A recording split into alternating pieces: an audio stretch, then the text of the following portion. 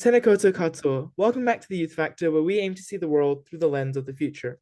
I'm your host, Alex Jung, and I hope to take you on a virtual journey around the world where stories untold will be shared, current issues will be discussed, and the voices of the youth will be heard. Today, we explore South Asia. Nicknamed the land of six seasons, the land of rivers, the Bengal tiger, and the green country, this country is a land of vibrant colors, mouth-watering cuisine, and warm hospitality. A country with rich history and culture, you can find beautiful historical cities and amazing foods such as hilsa curry and biryani. This country, despite its often misrepresentation by the media, is making significant progress in education, healthcare, and poverty reduction, and now becoming a global leader in microfinance. Today, we explore Bangladesh, and joining me today is our guest host, Anisa Adiba. Anisa is from Dhaka, but is currently studying at the United World College's ISAK in Japan. Welcome, Nisa. Hello, I'm so grateful to be here. And hearing you describe my country in that way is just makes me so happy because every time I go to a new country or a new place and I'm from Bangladesh, they're like, oh, is that part of India? Because nobody Mhm. has any clue, like nobody gets it. It's a Mhm. separate country, it's beautiful, and it is so rich in art. And I'm just very happy to be representing my country wherever I go.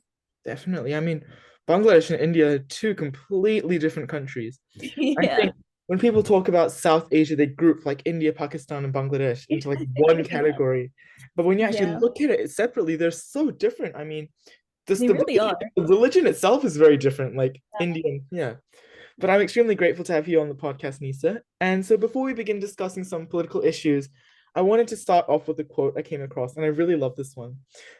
It's Bangladesh is a world of metaphor, of high and low theatre, of great poetry and music. You talk to a rice farmer and you find a poet. You get to know a sweeper on the streets and you find a remarkable singer. So could you briefly introduce yourself and your country, Bangladesh? So I'm Anissa, as you mentioned, and I do go to UWC ISAK Japan. I've been going there since I was in grade 10. And as every other Bangladeshi kid you will meet, I do have some part of me pursuing the arts, exploring the arts. So I started drawing when I was like very, very little. I had a drawing teacher, and then the drawing teacher like shifted a few times, and then I did acrylics and watercolors and crayons and everything. I did dance for a couple of years. I play the guitar, I play the cajon. It's like every Bangladeshi person you would meet, they have some like investment in music. And my dad, who is like the furthest away from actually pursuing arts himself, he has like an entire shelf full of just Bangladeshi music tapes. Like, Oh. because yeah, like when he was growing up, they didn't have Spotify or YouTube. So he used to go Hmm. around collect CDs full of Bangladeshi songs. And it was like, it's a beautiful thing. We have this entire collection, and it's just songs from like a very long time ago that are just preserved there.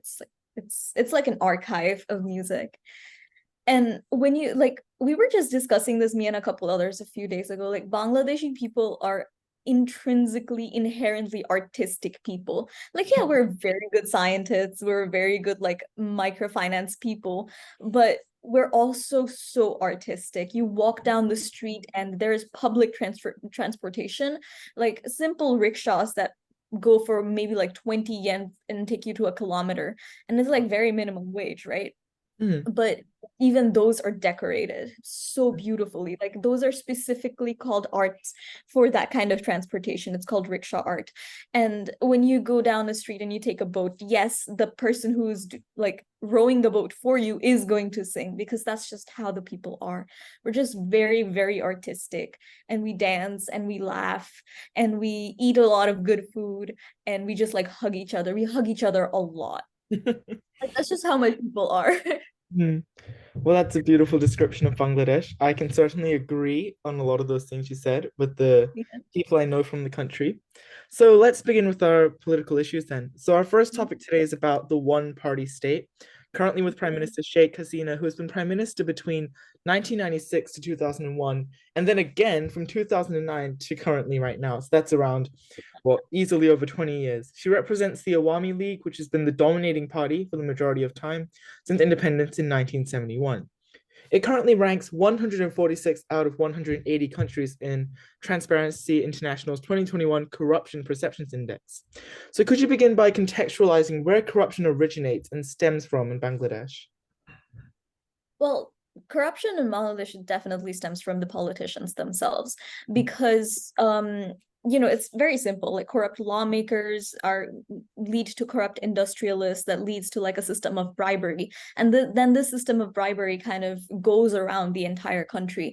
So starting from policemen of the lowest ranks to the highest of ranks, there is nothing you can like not get done with an amount of bribe. If you show that you have power, if you show that you have money, they will do it for you because you can literally just buy people off of money. Mm, And all of this is just because, the politicians themselves are corrupt. They don't take action in the way that solves problems. They take action in the way that makes life easier for them and nobody else. And it's a huge population that they have to cater to. We're a country of like millions and millions of people. And they just don't put these people on their radars when they're making these laws and policies.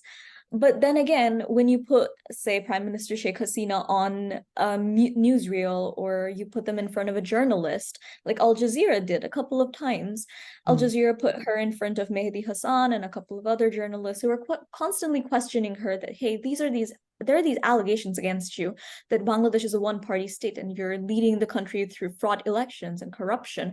And she just flips the question around and she's like, oh, but we built bridges, we did infrastructural development, we gave the people education. I mean, yeah, but that's what a government is supposed to do. That mm, doesn't necessarily excuse the fact that you're a one-party state. yeah. um, so yeah, at the end of the day, if the people who are creating the country and building the country are not morally right, that's where the morally wrong starts. Mm. So, political patronage and nepotism, kind of the appointment of a person to a government post on the basis of partisan loyalty, seems to be core themes in corruption, right? So, as a result, you see bribery, embezzlement, and kickbacks. And this happens in many different states that do run in an authoritarian system.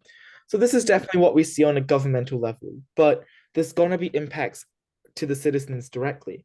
So, Yeah. how does corruption of this one party state affect the livelihood of Bangladeshi citizens and residents? Well, definitely the first thing that comes to mind is safety.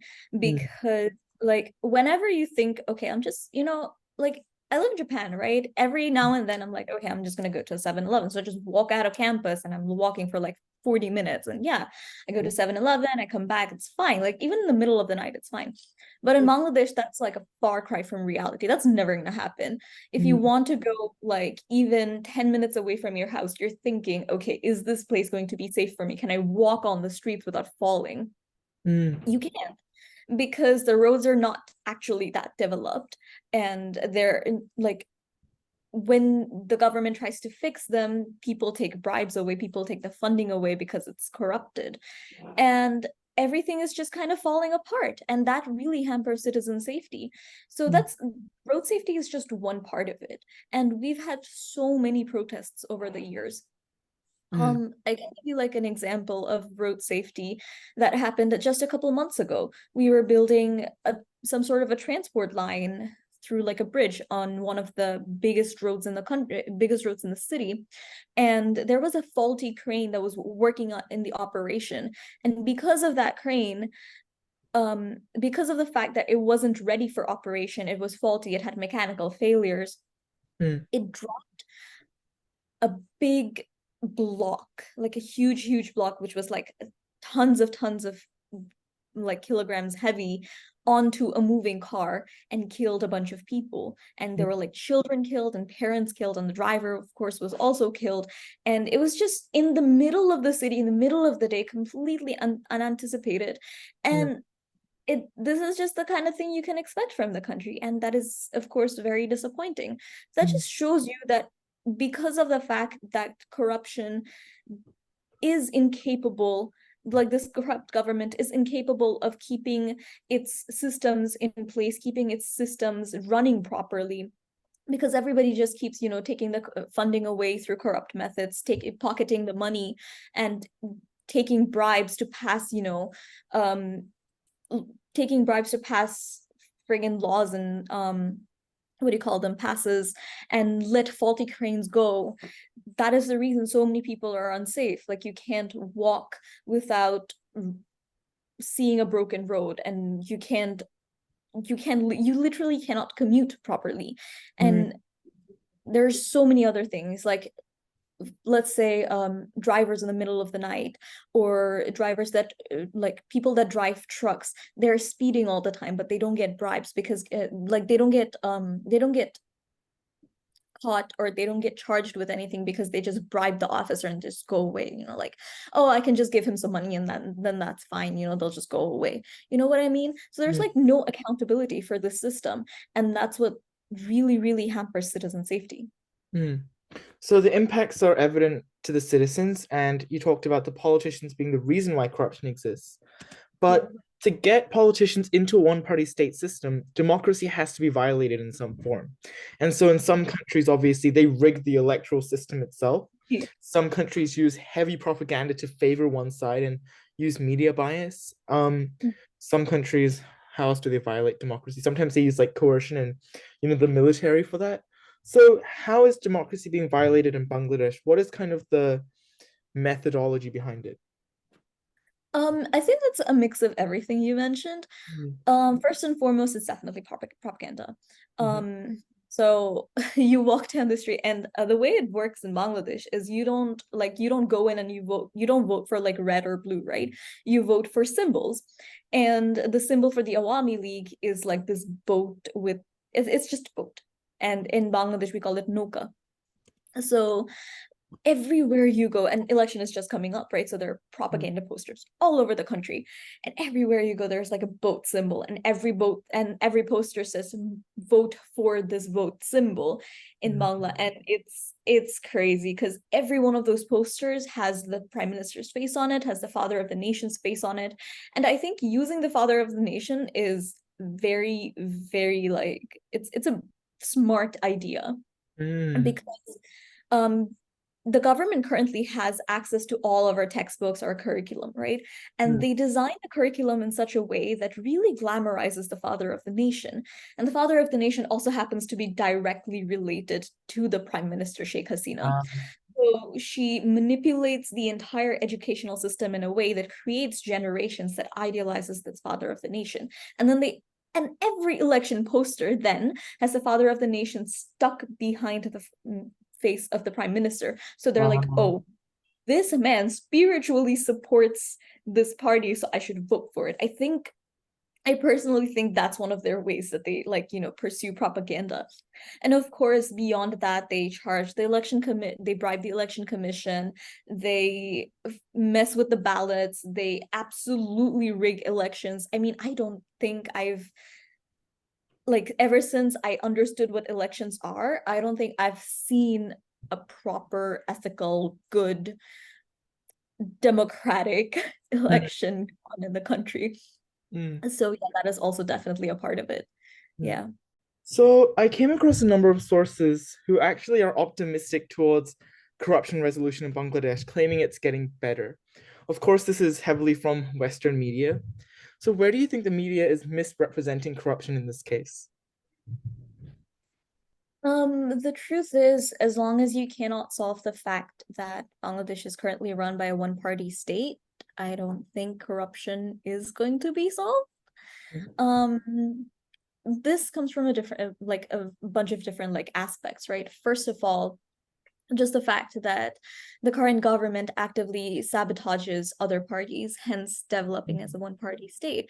So the BNP, which was like the rival party, is currently entirely inactive because their leader is sick, dying, hospitalized, not allowed to see her doctors. And that's just one of the ways they sabotage other parties. And there are also like other political parties, like there's an Islamic party, and there's like a student party and a bunch of others that just do not get the spotlight because this Awami League is just hogging it. mm, And then second of all, you would think that, okay, maybe even if it's a one-party state, that doesn't necessarily mean everybody has to be like morally wrong, right? right. But the truth is, if the leader of the party, like the prime minister, it's herself, has allegations of, bribery, allegations of corruption, of allowing criminals, like financial finance related criminals, just go free and settle in different countries, and set like become tax evaders, then the country isn't going to right itself because the leader of the country is in the wrong herself, right? Mm. That is very true because the prime minister has allegations of, allowing her closest advisors to become tax evaders, to commit crimes. And Al Jazeera has also done a bunch of investigations on this. And there's proof that, maybe she's not the most ethical, honest Mm. person. Hmm. And um, and the truth is, if both the options are gone, like the party isn't going to correct itself and there's not going to party to replace it, and there's Mm. not going to be a party to replace it, then how are you going to essentially solve corruption? you Mm. know Mm. so I think that's the part that the Western medias are missing. Mm. So to combat corruption, is this like solution? The Right to Information Act in Bangladesh was implemented back in 2009. Now, of Yeah, course, states can just push forward legislation as much as they want. yeah. But the big question is, has this been effective? And if not, is this really something that the law is going to solve? Oh, absolutely not. I think the Information Act, it's not what it seems. The Information Act allowed for the Digital Security Act, and Mhm. the Digital Security Act isn't legislation to protect citizens. It's legislation to protect corrupt politicians. So Right. if you as a person speak out against the government, as in like me right now, you could Mm. probably get arrested. You could Wow. probably get killed. In fact, the system is so bizarre that as a random person who hears you can call up the government hotline and be like, oh, this person is speaking against the government. No proof, nothing. And then there's police showing up at your door, like, hey, you're arrested. Like, that's Wow. crazy. And Mm. that's just the kind of things that the Digital Security Act allows for. And Mm. one of the reasons is because the way the act is written is extremely, extremely vague, Mm. allows for any interpretation whatsoever. And it's simply created to serve the government, not the people. And they manipulate it in ways that they want. Mm. I mean, it's like a lot of legislation. I think about the American amendment, the second one about the right to bear arms and how people interpret it in such vastly Yeah, different ways. I mean, yeah, yeah. definitely legislation in this case is not going to help much of the issue. So Yeah. move on to our next topic then, which is surrounding sex divisions. So Mhm. Kofi Annan, who was the former Secretary General of the United Nations, said, a society that does not value its girls and women as much as its boys and men is a society that is not only unjust, but also unsustainable. So gender inequality remains critically a big issue nationwide, and Bangladesh is no exception to this issue. So reported in the World Economic Forum's 2021 Global Gender Gap Report, there was a gap of 88% between the number of men and women in managerial positions. So how has gender inequality influenced your life and the life of others in your country? Um, Personally, I do feel fortunate that I haven't had to come across it a lot. Mhm. I went to an all-girls school, so the aspect of ever being chosen over a boy was never really there because, Yeah. Yeah. I went to an all school, always top of the class, always like, there. But it's not the same for others. Mm. Most people that I've heard of that go to like a co-ed school, they don't have that, liberty of just, showing their merit and getting chosen. They Mm. always have to be competing against a boy. And a lot of the times, because of the fact that this, like the teachers themselves are so superstitious, they're like, oh no, there's a guy who can do this. There's a guy who can travel. Why are we going to like take the trouble of convincing your parents to let you go to another tournament? You know what I mean? Mm. It's just it's very um institutionalized. It's so widely prevalent that people just don't seem to want to fight it. So for example, in the debating circuit, there for the longest amount of time, the top high school debaters were all guys. Up Mm. until recently, there was no there was no team Bangladesh that was female majority because the access to debating resources was so limited. Mm. It was due to a plethora of reasons because, training sessions were inaccessible. Parents thought that it was unsafe for girls to join those training sessions or talk to guy coaches or have guy coaches because, the fact that first of all, there's an aspect of safety. Parents do not want their kids out, especially their girls out, at any point of the day alone. And Mm, that really hampers how far a girl can reach. Because if I as a person am not allowed to get out of the house and explore as I want, meet new people, learn new things as I want, my development is going to be hampered. And the reason why that is such a huge barrier for girls is because, as I mentioned before, there is no safety, and there's rapid sexual harassment, sexual abuse, sexual assault that's going on in the country. And it's very, very crazy. And it comes up in the most unexpected places within the most unexpected people. And there were a bunch of cases where a girl's boyfriend is raping her and leaving her to die.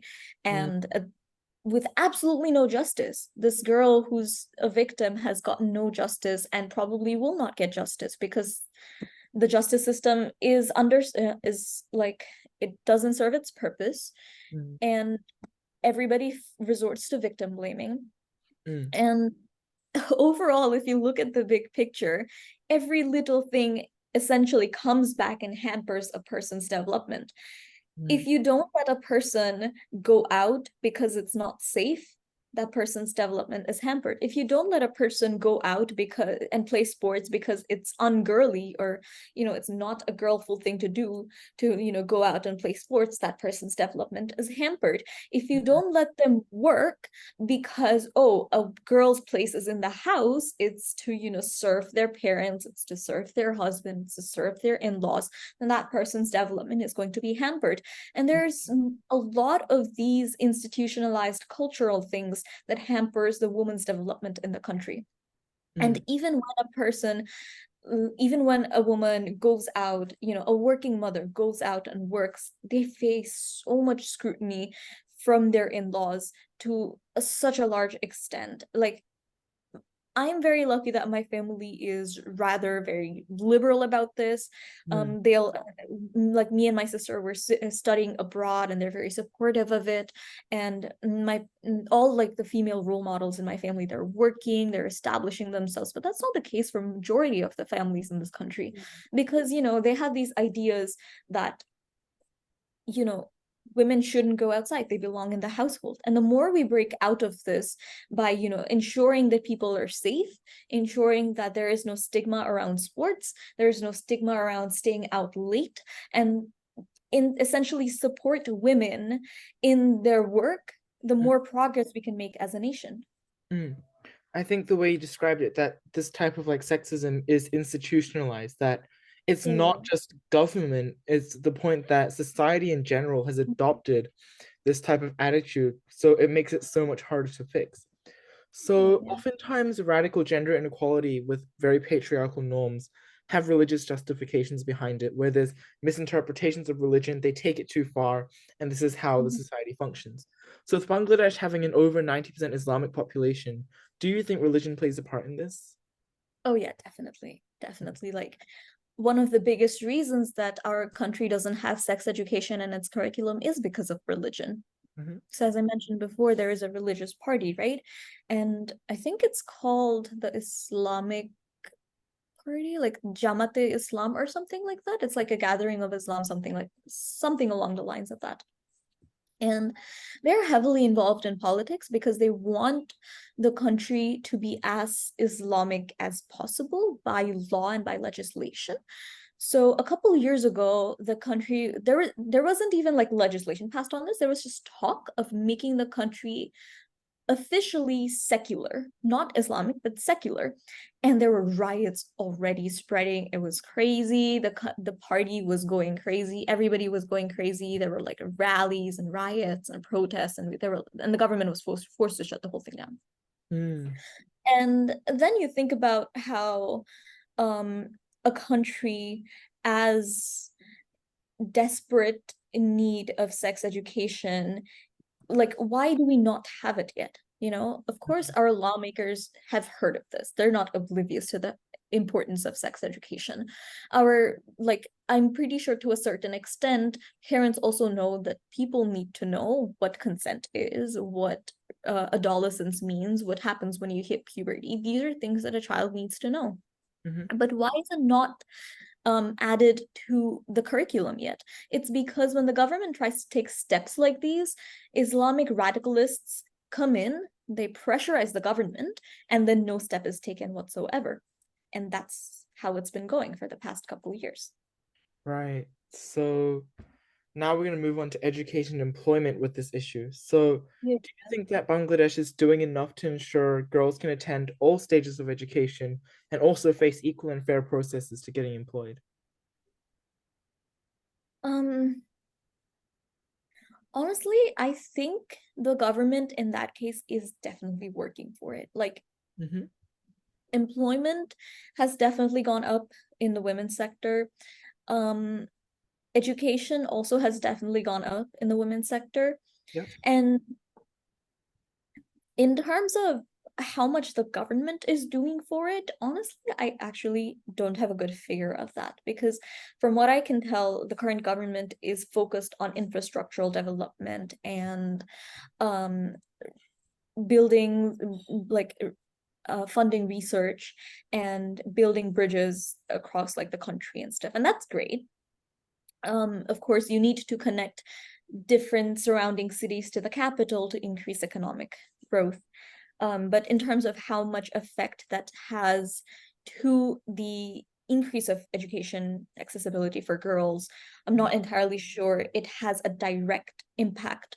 In terms of how NGOs are working towards it, there are definitely a lot of people who are working towards the development of and like increase of women education in the country, and it's through giving them access to menstrual hygiene products, which was not really a thing back in the day, like a couple years ago, and that's definitely rapidly increasing.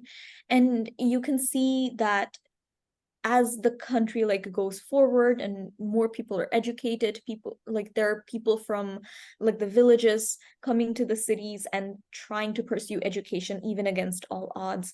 So I have a friend who was talking to me the other day. She lives in a different city Mm. and she goes to a public school, and she was talking about how people in her year are married. Like they're married, they have husbands. Yeah, it's crazy. Like they're like Wow. 17 years old.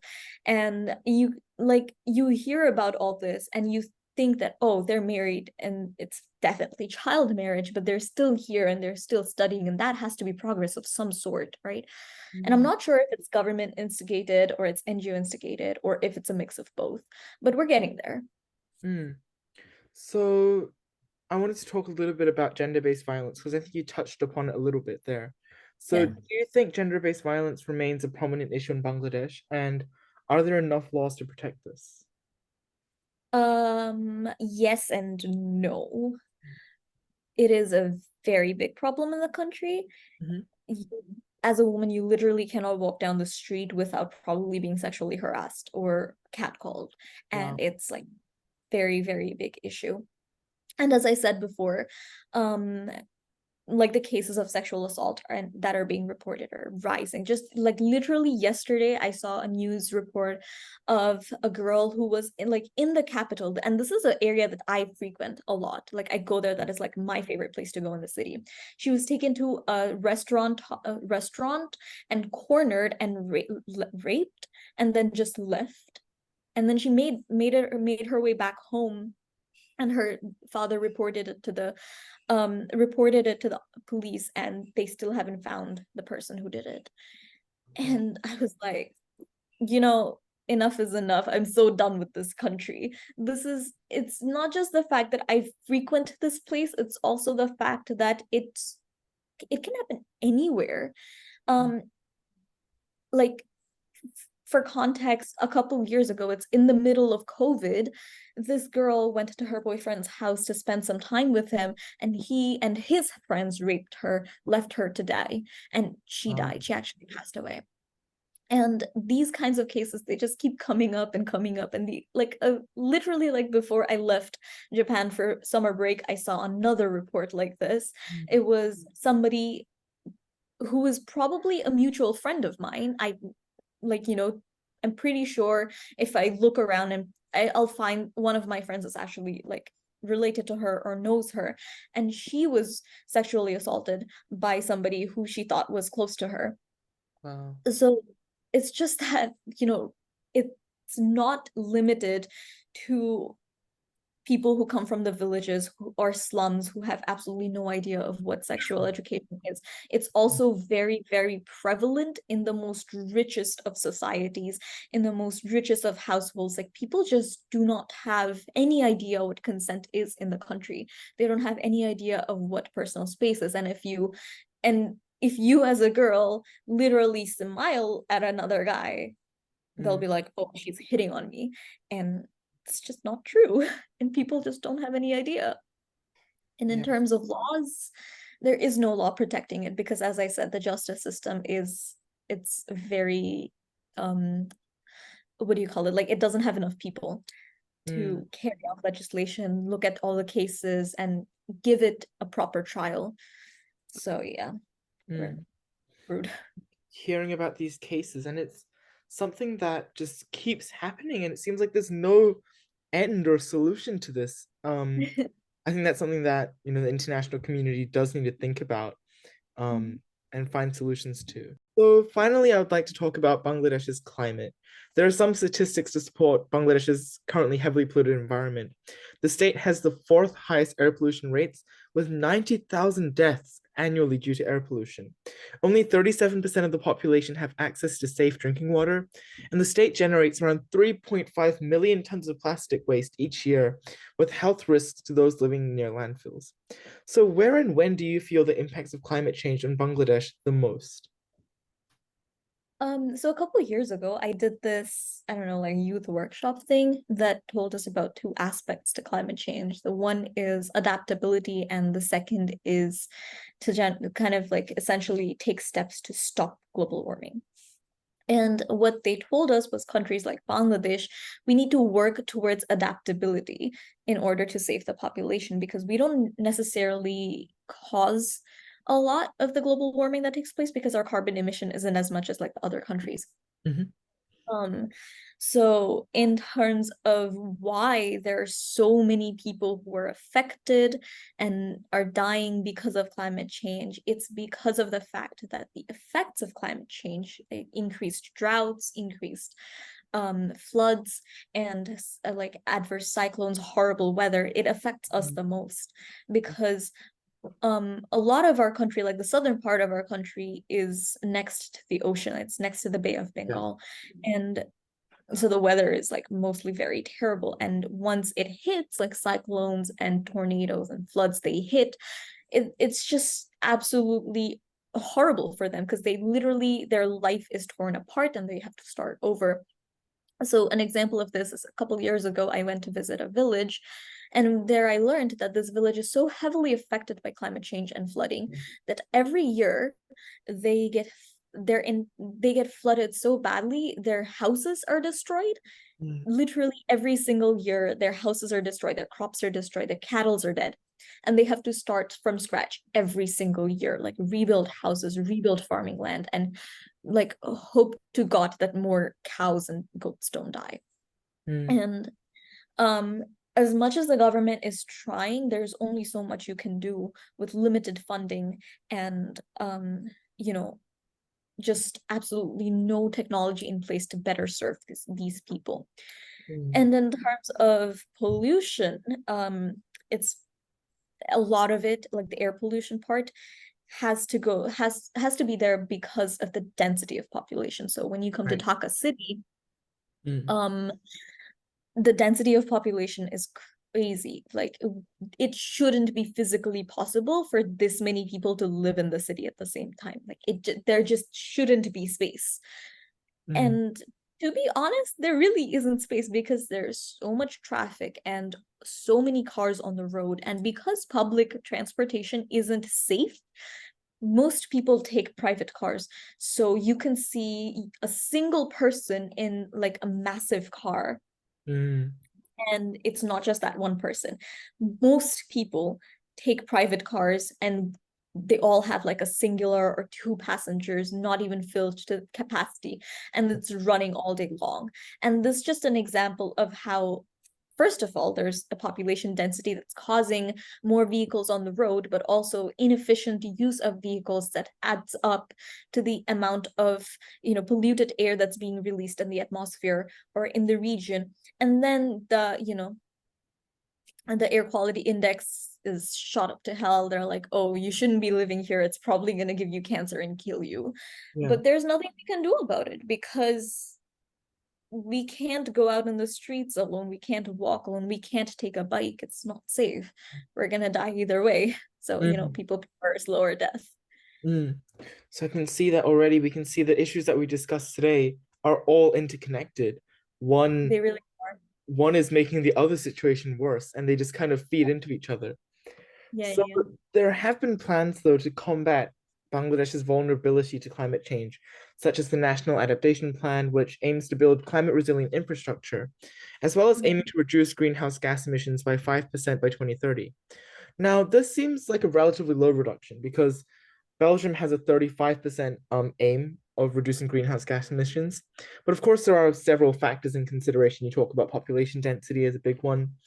But do you think the current plans in action is enough? And what more could be done? I don't think it's enough Mhm. because, first of all, like, just the reduction of GHG isn't going to solve air pollution. Um, because it's not just the cars that are polluting it, it's also the factories that are polluting it, and it's also like the industries that are releasing chemicals in the rivers that are limiting available drinking water to the people. And it's just so much. And a lot of the reason why, like, there's increased plastic pollution, there's increased chemicals in the rivers and and increased chemicals releasing in the fields that then leads to like dead crops and low production of agriculture, is because industries are unregulated. So regulating these industries and making sure they follow green laws are definitely going to be very important. I think, of course, there are a few industries. I think there's a denim factory. I forgot what it's called, something textile that works in the country, and they are very green. Like, they make sure that all of the paint that they use in their denims, they're not released directly to any a source of like water or like fields that can hamper the population, and they take really like cautious preventative measures to not let like pollution happen. And we need more of those industries because that's just one factory that's doing this. We need every single factory to be doing that, and unless the government is regulating this, it's not going to be possible. Mm. So limited public participation is how it's described as a contributing factor to Bangladesh's slow climate response. So from your experiences, what is the general attitude and behaviors of the citizens and residents when it comes to climate change and adapting to sustainable practice? Oh, it's so disappointing. Like, it's Mm, actually so disappointing because mm, you would think that, maybe the older generations wouldn't want to see climate change, like wouldn't want to believe climate change because, they're dying. They don't really care. yeah. Or maybe like the most uneducated of peoples would be the ones who would be in like disbelief of climate change, but it's not, it's everyone. Mm, Like, I knew someone who went to one of like, the top private schools in the country, and he was like, yeah, but what about climate change? What am I gonna do about it? I was so disappointed. I was like, you mm, are talking about one day leading the country. If you don't think solving climate adaptation is an important issue, then I don't think the country is headed towards a bright future. You mm, know what I mean? yeah. So The it's kind of just disappointing. yeah. So the public kind of perception of this is honestly, they don't really care too much about it. They Um, really don't. and I mean, that can definitely happen because you have cases where there's bigger issues to think about. I think that's kind Yeah. of the reason why people don't care as much is, well, there's this issue that's going on. I mean, we discussed Yeah. two other issues in Bangladesh right now that seem to be Yeah. bigger priorities at this stage. So obviously, there can be that type of perception, but without kind of that change in mindset, it's never going to change. So I think that's Yeah. an important I don't. thing. So, one final question spanning across all three topics discussed. So, you've lived in Bangladesh your whole life, right? before you moved to Japan. Yes. Yeah. So throughout your lifetime, have the issues you discussed today improved over time? And are you optimistic about Bangladesh's potential to improve? That's a very good question. Um, uh, well, about like the democratic system in the country, Yeah. every year I have this hope, like right before elections, that everything's gonna be fixed and we're gonna get a proper election. Because Mm, I'm about to turn 18 mm, and I have this opportunity to cast my vote and I'm very excited about it. But then mm. I remember that, oh, my vote doesn't really matter. So yeah, every election time, I'm thinking, maybe it's gonna change. But the truth is, unless something very, very drastic, and when I say drastic, it's a placeholder for scary, horrible, and violent happens, I don't think it's gonna change. Mm, Because the way that corruption is institutionalized, it would take a superpower essentially to change everything. yeah. And in terms of the other things, like, for example, gender-based violence, Mm, I don't, it's a very, very slow progress. There mm, are experts who I talk to who think the government needs to make it a better priority. The government needs to do a lot more to make sure that, people are not committing sexual crimes anymore. People who have committed them are facing justice properly, and then the victims are getting justice, and then the victims of sexual assault are getting proper help that they need. mm, And unless the government makes it a priority, it's not going to happen. And mm. currently, it's not the government's priority, and we can see that. Yeah. So, I think there's got to be like a generational shift. Like, as this conservative generation moves on, yeah. I hate to say moves on, but you know what I mean by moves on. Yeah. And as new generations step in, there's got to be some form of like change in mindset that the whole generation has to be the majority in agreement with. I think that one of the things is climate change. I can see that there's a lot less climate change skeptics in our generation compared to Yeah. what is the upper generations. And I really hope that our generation will do more about gender-based violence. And I hope that, you know, Yeah. this is no longer an issue because it's a issue that's been persisting for so many generations, but now I feel like there's potential for this to actually change. I think there's Yeah. enough platforms of feminist movements as well as just equal gender right movements to hopefully Yeah. promote less gender-based violence. So before we finish, I just want to ask, are there any last words you want to say about any of the topics, or are there any ways that we as a youth can make an impact or difference? I think the best way to make an impact is to learn more. I Mm, think that's a start. Like learn more, read more, hear more, and of course, hear the right things. Like yeah. don't give into misinformation. Mm, That's where it all begins. The more you learn and the more you read about these, the more you start to care, the more you realize how you can help, and then you're just inspired to take actions, and you do. And that's just how you change things. So, absolutely. yeah. Well, thank you once again, Nisa, for joining in this episode and representing Bangladesh. This wraps this episode up of The Youth Factor. Thank you for tuning in, and I hope you look forward to the next stop of our journey, the Philippines. Thank you.